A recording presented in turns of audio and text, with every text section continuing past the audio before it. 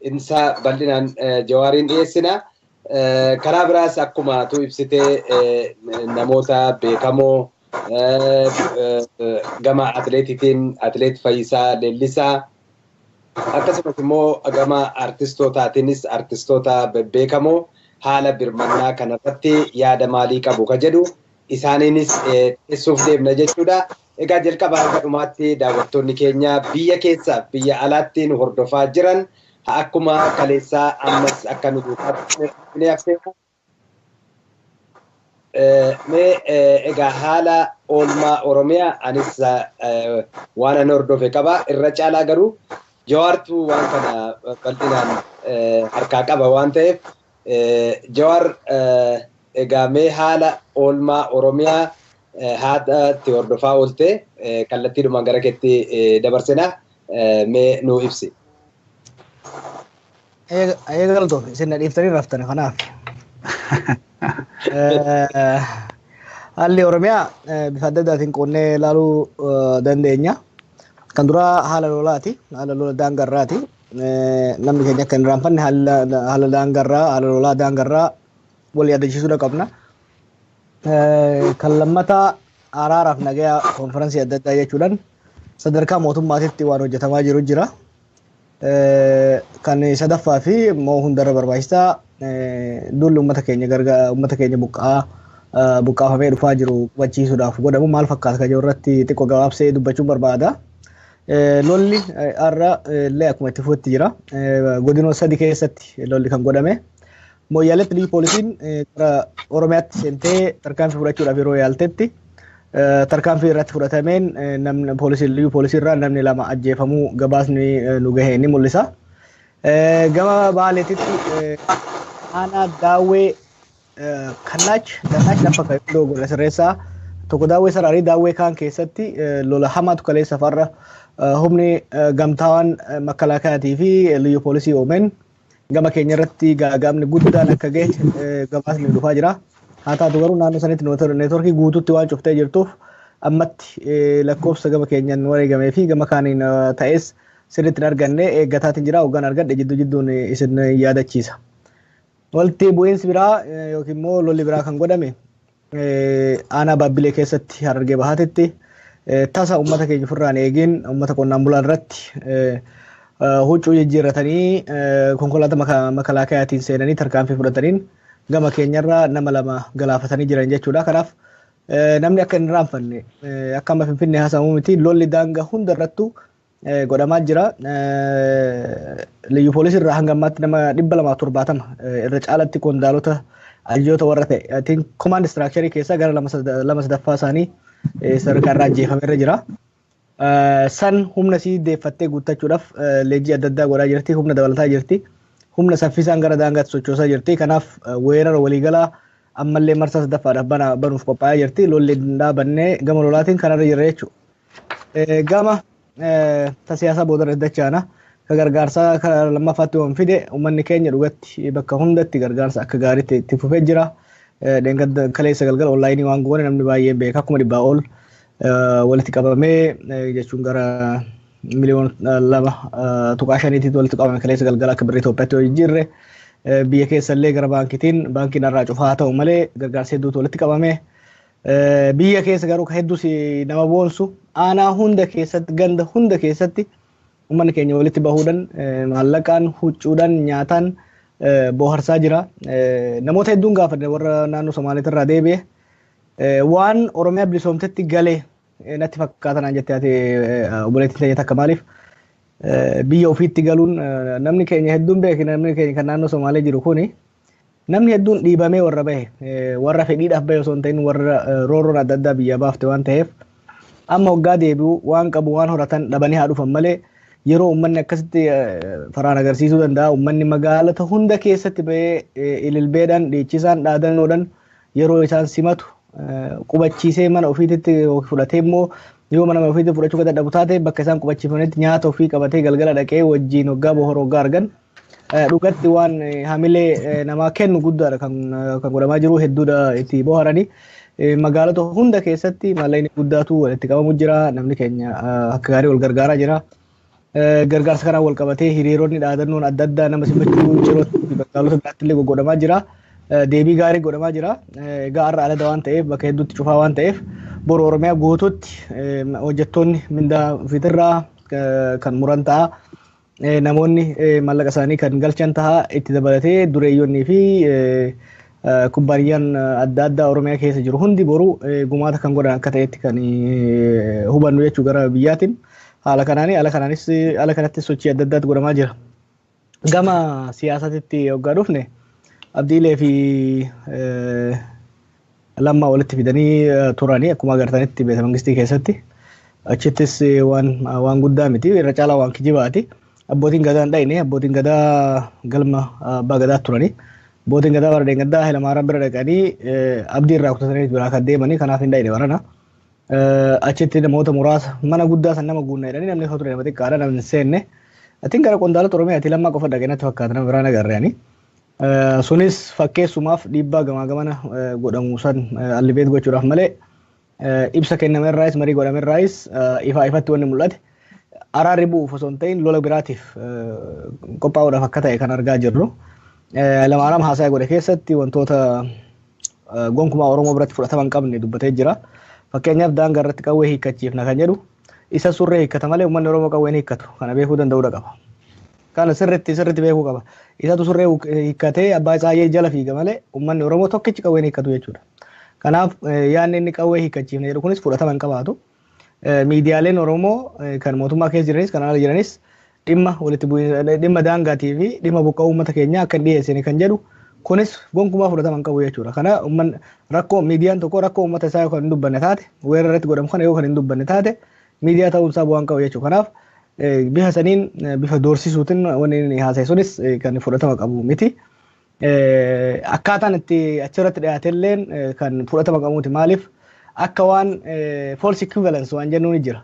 Kijibaan wal qixxeessu akka waan naannoleen lachuu badii qabdutti bahullum saayid bahulattuum saayid. Gama Abdiileetiin gadi bahanii akka duriyyeetitti nama arrabsanii gama haga fedhes garaagarummaa siyaasaa qabnu malee gama OPDOtiin dignified response kan kennamaa jiru. Waan statesman ta'e waan kabajaa qabu kan deebiin kennamaa jiru jechuudha. Kana wal qixxeessuu hin danda'amu. Kan Oromiyaa weeraree dhahaa jiru milishaa daangarraati miti. Warra daangarraa hiikkachiifnan beekta shira inni jiru boodarallee deebuu dandeenya. Somaalee daangarraati miti kan Oromoo dhahaa jiru. Warra naannoo raayituutiin wal daangessuu miti. Warra mulluuti miti kan dhufee meeshatti nama dhahaa jiru. Waraana Shinillee irraa ka'u, waraana Jijjiga irraa ka'u, waraana hidhate kan dhufee nama wanni godhu. Waraanni hiikkachuu qabu, kan diigamuu qabu, waraana liyyu poolisiiti malee waraanni biraa kan diigamuu danda'u hin jiru jechuudha. Saniin kan biraa saniin wal qabatee immoo akka waan Lammaanii fi Abdiilee illee waluma qixa wanjalanyaa ta'anitti kan dhiyeessan. Namni fayyaa qabu waan akkasiin dhiyeessu. This is false equivalence waan hin taane jechuudha. Kanaaf waan araara buusu, waan nagaya buusu osoo hin taane waan ammallee walitti nama deemu. Abdii takka dabaleetiin kan siyaasa kanarraa bu'a. Wallolli ka jiru Oromoo fi Wayyaanee jidduu malee Oromoo fi naannoo shan jidduu miti. In fact OPDO fi naannoo Somaalee jidduu miti. In fact Lammaa fi Abdiilee jiddullee miti. Abdiileen Ashaangulliitii jarri ittiin deddeemtuuni. Lolli kan jiru wal mormiin balaan kun hundi kan bu'aa jiru sababa Tigreen qabeenya Oromoo saamtee olaantummaa isii qabattee turuu barbaadduuf Oromoon immoo waan diddaa jiruuf jechuudha. Manguddummaan isoo barbaachise faranjoota bifa adda addaatiin nuqoo namanis kan itti himaa jirru maali? Manguddummaa yoo barbaachisu taate, araara buusuu yoo barbaachisu taate, furmaanni siyaasaa yoo kan barbaachisu taate kan kennamuu qabu Oromoo fi Tigraay jidduutti, Oromoo fi Wayyaanee jidduutti. Malee Abdiilee Maraataa fi Oromoo wal qixxeessanii haasa'uun sun rakkoo kana daranuu daangaa dhabamsiisuudha. Gama kanarra jirra akkasumas magaalota adda addaatti konferansii nagaa jedhanii kan qopheessaa jiranii jira. Sarumaan wal qabatee ittiin uummanni keenya kan beekuu qabu fakkeenyaaf magaalota akka Mi'eessoo Ciroo keessatti halkan uummata sodaachisanii uummata Somaalee baasuun akka jiru kan argaa jirru. Uummanni keenya dhiibuun qabu yoo dirqisiisanii kabaasan taate homaa gochuu hin dandeessu. Garuu uummanni keenya dhiibaan jiru baasaallee hin jiru. Amma tokko Somaalota amma tokko Oromiyaa keessaa baasaa akka jiran ragaan ni agarsiisa. Ayyee jawaara asumatti ati dabaluudhaaf booda deebina. Egaa amma haala dhiibbaa jiru kanaani mootummaan Wayyaanee gama hundaan waan dandeessu hundumaa godhaatti jirti. Amma uummanni keenya haala amma keessa jiru kana keessa of to'atee waan kana bilchinaan keessa bahuudhaaf sochiiwwan garaagaraa fuuldurattis ayyaanonni fuulduratti dhufanis jirani kan akka irreechaa kana waan kana keessas akkamitti akka bahuu qabuu fi maal ta'uu qaba haala qabatamaaf uummata keenya maal jedhu. Ani damma akkas goonu yeroodhuma tokkoon waan hundumaa fixuurra dabareen yoo itti deemne amma iddoo hedduutti lafa kaa'e lola jedhee araara jedhee gargaarsa jedhee sanas gara boodaatti itti deebinee amma waa'ee gargaarsaa kana xinnoo waan of harkaa qabdan haaromsine sanatti ceene gaarii sitti hin fakkaatu? Asirraa garuutu waa qabsiifnee dabarre gaariidha. Itti deebina waan kennu.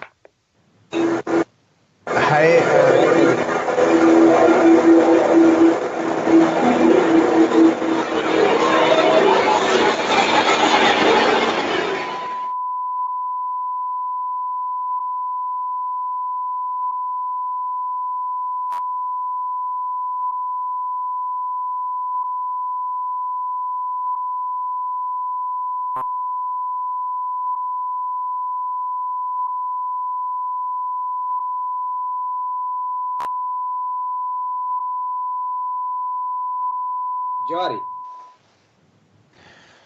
Ayyee kabajamtoota daawwattoota keenya sagantaan keenya ammas akkuma fufetti jira. Egaa gaaffii amma dammaqaan kaasee gara boodaatti itti deebina jedheen ture garuu walii gallee amma gaaffii dammaqaan waa'ee irreechaa kaasee fi Jawaar Mohaammed sanaan nu deebisa. Tariigaa quunnamtii biraarra jiranatti fakkaata. Jawaar na dhageessa?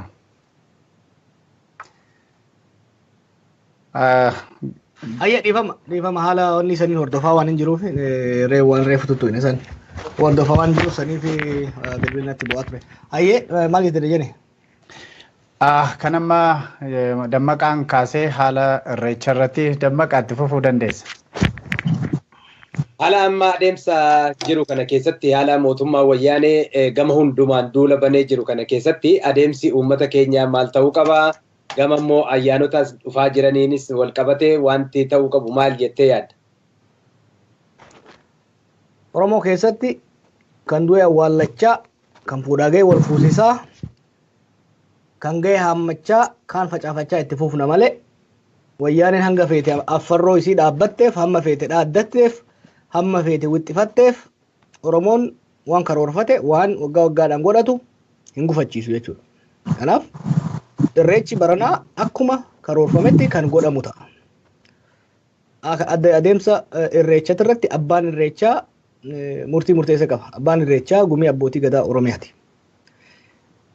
Dhimma kanarratti gama qeerrootiin torbanoota muraasa dura akkaataa adeemsi kun godhamuu qabu irratti yaadni gumii abbootii gadaatiif akkasumas mootummaa naannoo Oromiyaatiif akkasumas mootummaa federaalaatiif xalayaan barreeffamee jira.